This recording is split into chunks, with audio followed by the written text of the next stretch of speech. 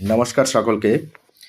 বৃষ রাশির জাতক জাতিকা এবং বৃষ লগ্নের জাতক জাতিকাদের জন্য আজকের এই ভিডিওয়ে আলোচনা করব যে 29শে মার্চ 2025 শনি গ্রহ তার কুম্ভ রাশি স্বক্ষেত্র থেকে মীন রাশিতে গোচর করেছে, অবস্থান করছে।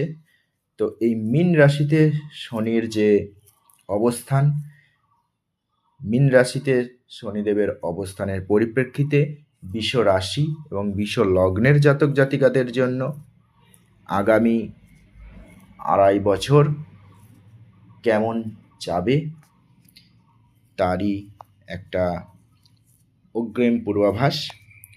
তবে প্রথমেই বলে রাখি, এটা একটা সামগ্রিক আলোচনা। নিজ নিজ জন্ম কুণ্ডলিতে গ্রহদের অবস্থান সাপেক্ষে ফলাফল কিন্তু ভিন্ন হতে পারে, তবু সামগ্রিকভাবে অনেকটাই কিন্তু আপনার সাথে মিলে যাবে। 29শে মার্চ 2025 শনি দেব মীন রাশিতে প্রবেশ করার পর বৃষ রাশির সাপেক্ষে একাদশ ঘরে তার অবস্থান হয়েছে। এই একাদশ ঘর হলো লাভের ঘর। একাদশ ঘরে শনির মতো একটা অশুভ গ্রহ শক্তির গমন সর্বোত্তম বলেই মনে করা হয়, এবং এই ঘরে শনিদেবের অবস্থান বৃষ রাশি এবং বৃষ লগ্নের জাতক জাতিকাদের জন্য সর্বাত্মক লাভবান ফলাফল দেবে। কর্মজীবন এবং আর্থিক ক্ষেত্রে সামগ্রিক উন্নতি হবে। সম্পত্তি ও যানবাহন লাভেরও সম্ভাবনা রয়েছে।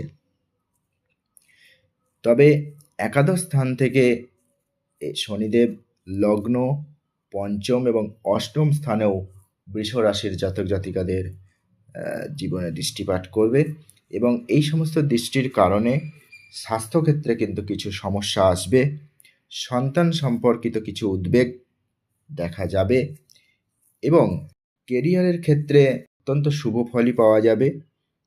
কারণ শনিদেব মূল রাশিচক্রে দশম ঘরের অধিপতি, কুম্ভ রাশিতে তার অবস্থান কুম্ভ রাশির অধিপতি, এবং একাদশ ঘরে তার এখন অবস্থান। তো পেশাগত ক্ষেত্রে ভালো যোগাযোগ আসবে। যারা অলরেডি কর্মরত রয়েছে তাদের পদোন্নতির সম্ভাবনা রয়েছে, এবং বেতন সংক্রান্ত বা সুযোগ সুবিধা সংক্রান্ত কিছু বৃদ্ধি এ সময় কিন্তু বৃষ রাশির জাতক জাতিকাদের হবে, এবং কর্মক্ষেত্রে বৃষ রাশির জাতক জাতিকারা তাদের যে প্রচেষ্টা সেটাকে স্বীকৃতি পাবে। আর্থিক ক্ষেত্রে দেখা যাবে যে দশমের পাশাপাশি নবম ঘরেরও কিন্তু অধিপতি হলো এই শনিদেব। এই নবম এবং দশম ঘরের অধিপতি এখন অবস্থান করছে বৃষ রাশির সাপেক্ষে একাদশ ঘরে। শনিদেবের এই অবস্থান অবশ্যই আর্থিক ক্ষেত্রেও কিন্তু শুভ ফল আনবে বৃষ রাশির জাতক জাতিকাদের জন্য।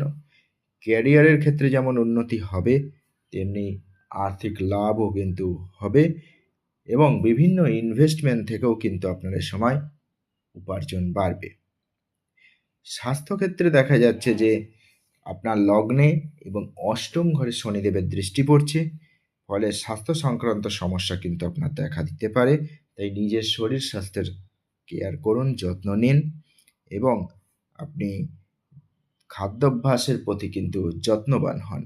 পৈতৃক দিক থেকে পারিবারিক ক্ষেত্রে কিন্তু কিছু লাভ পেতে পারেন বা কিছু পেতে পারেন, এবং উত্তরাধিকার লাভের জন্য শনির এই গোচর অবশ্যই শুভ।